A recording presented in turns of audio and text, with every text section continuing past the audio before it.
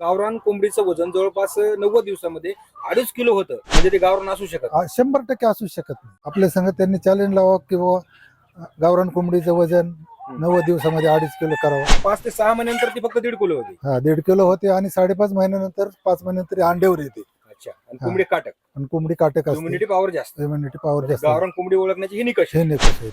एका कोंबडीचा खर्च 5 महिन्यापर्यंत, म्हणजे आता ती एक कोंबडी 5 महिन्यानंतर तुम्हाला ती उत्पन्न द्यायला सुरू करणार आहे अंड्याच्या माध्यमातून. जर अंडे विक्री करायचे असतील तर किंवा एकूण कॉस्टिंग किती त्या कोंबडीची 5 महिन्यात? जर सगळं जर नुसते आहे त्या बसून अनगोणी टाक म्हणलं तर तुमचा तो खर्च आहे. आणि दुसरी गोष्ट अशी, ज्यांना आम्ही पिल्ले दिले तर त्यांची आम्ही पूर्ण जिम्मेदारी घेतलेली की बाबा तुमचे अंडे विकून देऊ, तुमचे कोंबड्या मांसासाठी विकून देऊ, सगळं आम्ही.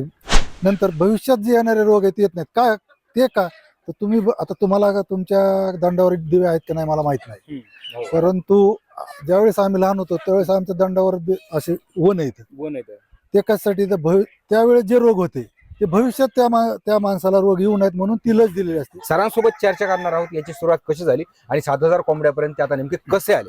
सर, आता साधारणपणे हे जर पाहिलं आपण तर तुमच्या आजूबाजूला पूर्ण डोंगराचा परिसर आहे. डोंगराचं परिसर. हा, मला तर वाटतं हे दुष्काळी भाग आहे. दुष्काळी प्युअर ड्राय भाग आहे. प्युअर ड्राय भाग आहे. आणि आता या ठिकाणी तुम्ही हे जे 7,000 गावरान कोंबडी पालन करत असताना ही किमया आपण कशी साधली सर? ही किमया म्हणजे आम्हाला थोडं कोरोनामध्ये अंड्याचं मांसाचं थोडं महत्व होतच. त्यामध्ये आम्ही थोडं 35, 20, 25 कोंबड्यांनी सुरुवात केली. तर आज आपण स्वतः म्हणजे स्वतःचेच कोंबड्या, स्वतःचेच अंडे, आणि त्याच्यापासून मी आज जवळजवळ 2026 मध्ये 7,000 पर्यंत मजल मारलेली. आता या ठिकाणी जर पाहिलं तर हे प्युअर गावरान ब्रीड आहे. हे कशावरून सर नेमकं? प्युअर गावरान ब्रीड म्हणजे जर तुम्ही सोनाली किंवा कावेरी जर कोंबड्या बघितल्या तर 3 महिन्यामध्ये 2.5, 3 किलो त्याचं वजन होतं. बरोबर. याचं वजन काय तेवढं होत नाही. हे मुळातच पक्षी हा गावरान पक्षी आपल्या आजोबा पंजोबाकडे होता तसं. हा पक्षी आहे, याचे वजन वाढत नाही, फक्त हा काटक असतो. काटक आहे. त्याच्यामुळे याचं वजन वाढत नाही. आणि अंड हे प्युअर प्रोटीनयुक्त असतं त्याचं अंड. अच्छा. त्याच्यामुळे याचा खाद्य खर्च कमी आणि फायदा जास्त. गावरान असण्याची निकष हेच की 5 ते 6 महिन्यानंतर ती फक्त 1.5 किलो होती. 1.5 किलो होते आणि 5.5 महिन्यानंतर 5 महिन्यानंतर अंड्यावर येते. अच्छा. आणि कोंबडी काटक, आणि कोंबडी काटक असते. इम्युनिटी पॉवर जास्त. इम्युनिटी पॉवर जास्त. गावरान कोंबडी ओळखण्याची ही निकष हे निकष आहेत. अच्छा. मग आता हे जे मार्केटने सांगतात ते गावरान नाही म्हणायचे. अजिबात नाही, शक्यच नाही, कधीच नाही. आपल्या संग त्यांनी चॅलेंज लावा की बाबा गावरान कोंबडीचं वजन 90 दिवसामध्ये 2.5 किलो करावं, कधीच शक्य नाही. बरं. त्याला 5.5 महिने लागते. 5.5 महिने लागणार. बरं, आता ही ती जी गावरान कोंबडी तुम्ही म्हणताय, आता हे पूर्णपणे गावरान आहे, तर सुरुवातीला तुम्ही कसं म्हणजे अंडे कुठून आणले किंवा गावरान हे तुमचं ब्रीड तुम्ही कायम कसं राखलं नेमकं? कायम कसं राखलं म्हणजे सुरुवात आम्ही 30-35 आम्ही आपल्या वस्तीवर गोळा करून आणल्या होत्या. त्याच्यापासूनच आपण तेच अंडे तेच पिल्ले करून आतापर्यंत आम्ही इथपर्यंत म्हणजे आलो. घरीच पिल्ले तयार केले. घरीच पिल्लं तयार हे जे केली. 7,000 कोंबड्या झाल्या हे तुम्ही घरीच तयार केले. त्याच्यामुळे हे गावरान तुम्ही कायम टिकून ठेवलं. कोंबडी 5.5 महिन्यानंतर अंडे द्यायला सुरुवात करते किंवा तिचं वजन 5.5 महिन्यानंतर 1.5 किलो पर्यंत जाते जर गावरान कोंबडी असेल तर. 1.5 किलो पर्यंत जाते. तुम्ही ते सांगितले आता. बरं, आता साधारण एका कोंबडीचा खर्च 5 महिन्यापर्यंत, म्हणजे आता ती एक कोंबडी 5 महिन्यानंतर तुम्हाला ती उत्पन्न द्यायला सुरू करणार आहे अंड्याच्या माध्यमातून. जर अंडे विक्री करायचे असतील तर, आणि कटिंग मार्केटला द्यायचे असले तर ती तुम्हाला 5 महिने त्याला खर्च करणार. बरं, तर ते तिचं खाद्य खर्च असेल किंवा एकूण कॉस्टिंग किती त्या कोंबडीची 5 महिन्यापर्यंत?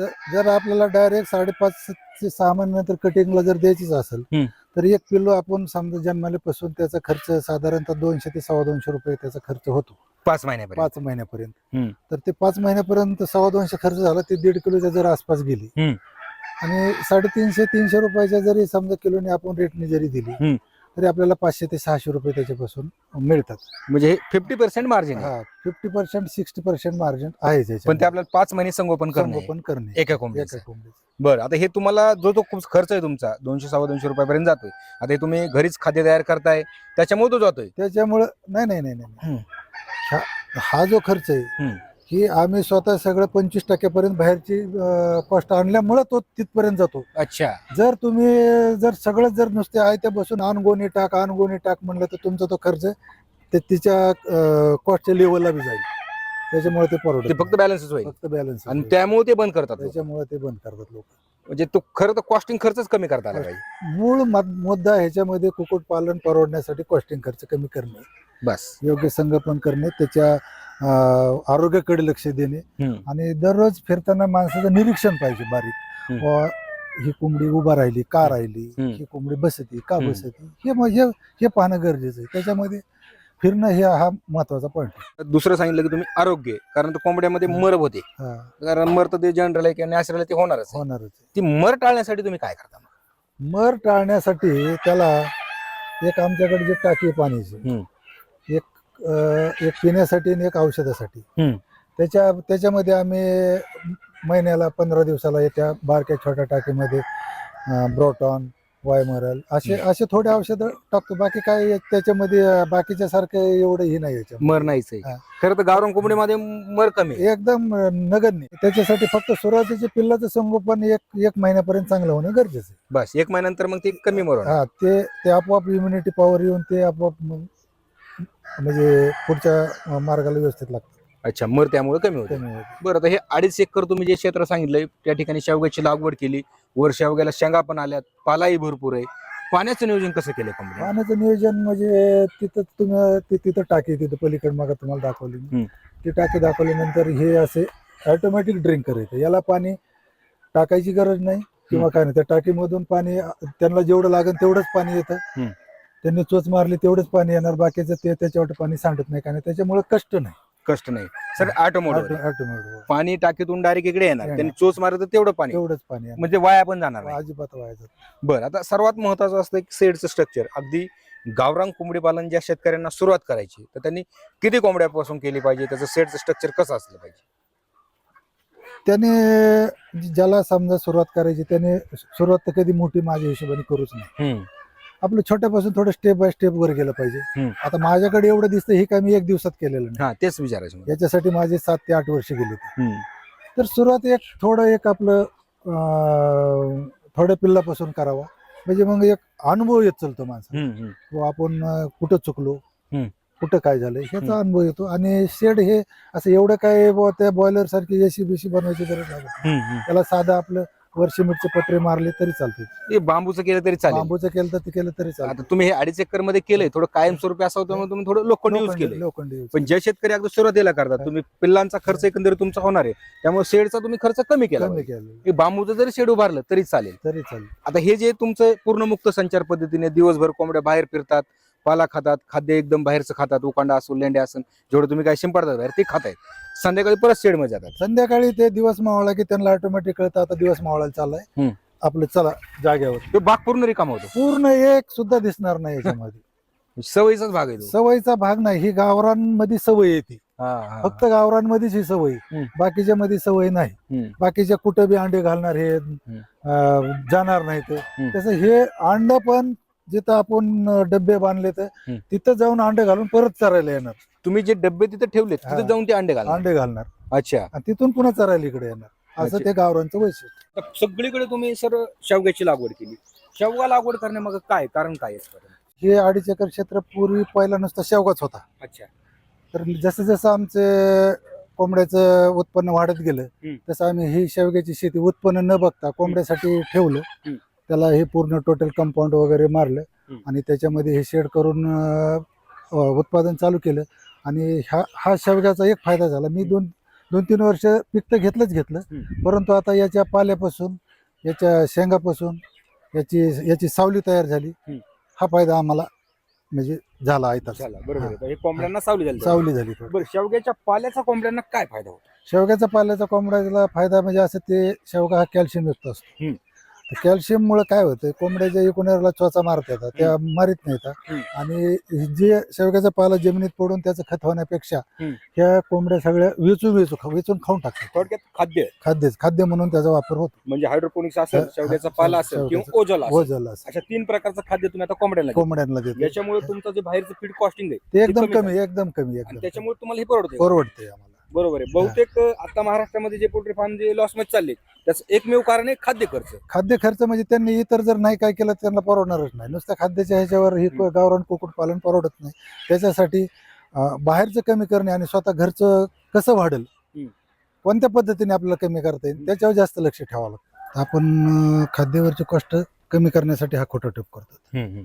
तर याचं असं वैशिष्ट्य, याला माती लागत नाही, याला औषध लागत नाही. बिगर मातीपासून फक्त हे पाण्यावर तयार केलेले.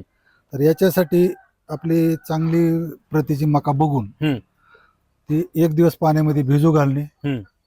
24 तास भिजविल्यानंतर त्याला 48 तास आपल्या पोताड्यामध्ये आपण त्याला बोंद्री म्हणतो. हम्म. त्या बोंद्रीमध्ये गुंडवून ठेवल्यानंतर त्याला असे हम्म. असे असे असे असे बारीक कोंब येतात. हम्म. ते कोंब आल्यानंतर ते असे ट्रे मध्ये प्रमाणात पसरवायचे. पसरून दिल्यानंतर याच्यामध्ये सेटअप मध्ये आणून लावल्यानंतर याला एक टायमरची मशीन मोटर बसवलेली.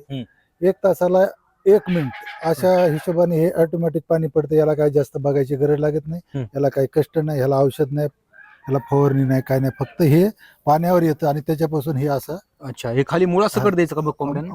हे मुळासकट टाकत. हे जे मुळ येतं हे आपण कसं समजा हरभऱ्याला मुळ आणतो, मटकीला मुळ आणतो आणि मटकी का खातो आपण, ते प्रोटीन युक्त जास्त असते म्हणून. जर हे मुळासकट खाल्लं तर हे एकदम प्रोटीन युक्त कोंबड्यांसाठी चांगलं आहे. एका ट्रे मध्ये साधारण 1 किलो मका बसत असेल. एका ट्रे मध्ये 1 किलो बसते. तर दररोज आम्ही 20 ते 25 किलो मका लावतो आणि ती प्रत्येक 10 दिवसांनी अशी एक चेन तयार होती त्याची. आता हे आता टाकलेली मका, त्याच्यानंतर हे 2 दिवसाची मका, त्याच्यानंतर ही 3 दिवसाची, त्याच्यानंतर हे 4 दिवसाची, असा त्याचे टप्पे तयार होतात. प्रत्येक दिवशी आम्ही 20 ते 25 ट्रे काढतो, 20 ते 25 ट्रे लावतो. आता हा चारा ट्रे मधून ते डायरेक्ट कोंबड्यांना जातात. तुम्ही कटिंग केला तरी चालेल किंवा न केला तरी चालेल. अगदी कोंबड्या काही क्षणात हा चारा फस्त करतात.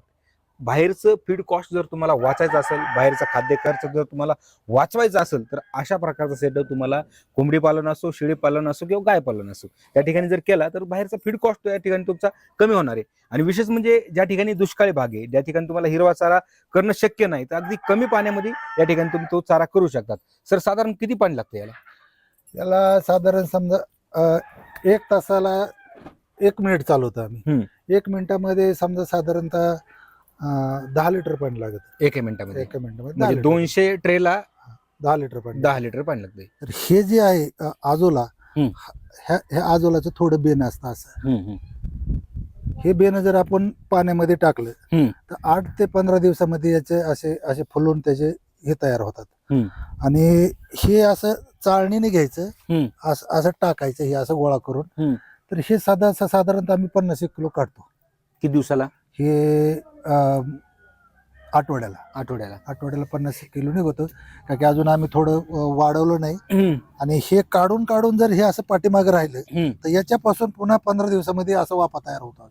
अच्छा, ते ऑटोमॅटिक शेवाळ वनस्पती ही. थोडक्यात बोलायचं झालं तर ही शेवाळ वनस्पती, शेवाळवर्गीय आहे. शेवाळवर्गीय. कोंबड्या खातात त्याला? कोंबडा एकदम आवडीने खातात ह्याला. अच्छा. हा, याच्यामध्ये सुद्धा प्रोटीनचं प्रमाण भरपूर आहे. म्हणजे साधारणतः 7,000 कोंबड्यांचा जर विचार केला तर आता हे तुम्ही समजा कटिंग मार्केटसाठी तयार केल्यात की अंडी विक्रीसाठी केल्यात? आम्ही काय करतो आता, याच्यापासून अंडे उत्पन्न तयार करतो. अंड्यापासून मग आपली घरीच पिल्लं तयार करतो. आले कोणी तर आम्ही ती विकतो बी. आणि दुसरी गोष्ट अशी, ज्यांना आम्ही पिल्ले दिले तर त्यांची आम्ही पूर्ण जिम्मेदारी घेतलेली की बाबा तुमचे अंडे विकून देऊ, तुमचे कोंबड्या मांसासाठी विकून देऊ. त्यांना मार्गदर्शन करतो. त्यांचे अंडे जर त्यांनी विकले तर ठीकच आहे, नाही विकलं तर त्याची आम्ही व्यवस्था करतो. म्हणजे अंडी त्यांच्यापासून तयार झाली तुम्ही परत रिटर्न घेणार? परत घेणार आम्ही, परत विकणार. ते आमच्या लेवलला ते आम्ही करतो. आम्ही ते समजा त्यांना जर हे मार्केट नाही कव्हर झालं, नाही कव्हर करून द्या. आम्ही जबाबदारी घेतो. ते कारण ऑलरेडी तुमचा एक 7-8 वर्षाचा अनुभव आहे, 7-8 वर्ष त्याच्यामुळे तुम्ही मार्केट कव्हर केलंच असेल. कव्हर केलेलं आहे. आता साधारण आम्हाला ते पाहायला भेटेल का तुम्ही पिल्ले कसे तयार करतो, कुठे काय? हो, दाखवतो ना. चला आपण आता पिल्ले पाहूया. पिल्ले पाहू.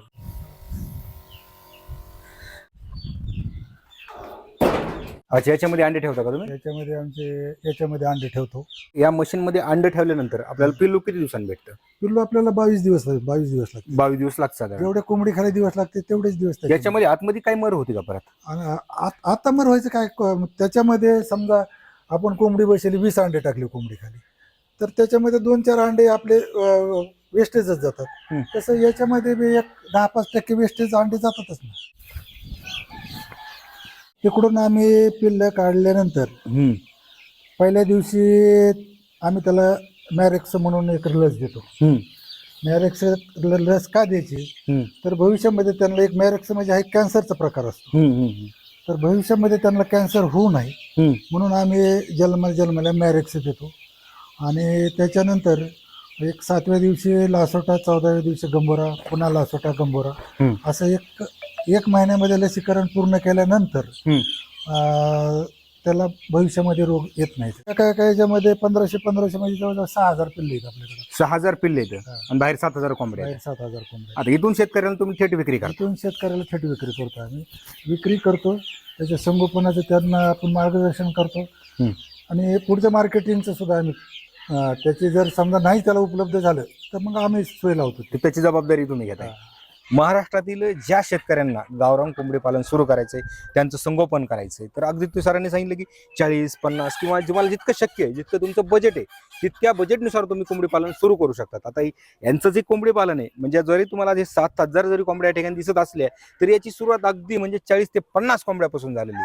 आणि विशेष म्हणजे तुम्ही अगदी कोंबडी पालन सुरू केल्याच्या नंतर कोंबड्यांचं प्रॉपर मार्गदर्शन, म्हणजे त्यांची मर कशी कमी होईल, त्यांचं आरोग्य कसं राखता येईल, त्यांचा खाद्यावरचा खर्च कसा कमी करता येईल, किंवा तुम्हाला अंडे विक्री करायचं असेल तर तुमच्याकडे मार्केट नसेल तर अगदी ते अंडे रिटर्न पण तुमच्याकडून घेतात. थांबूयात मित्रांनो, इथेच भेटूयात पुन्हा एका नवीन व्हिडिओ सोबत. तोपर्यंत धन्यवाद.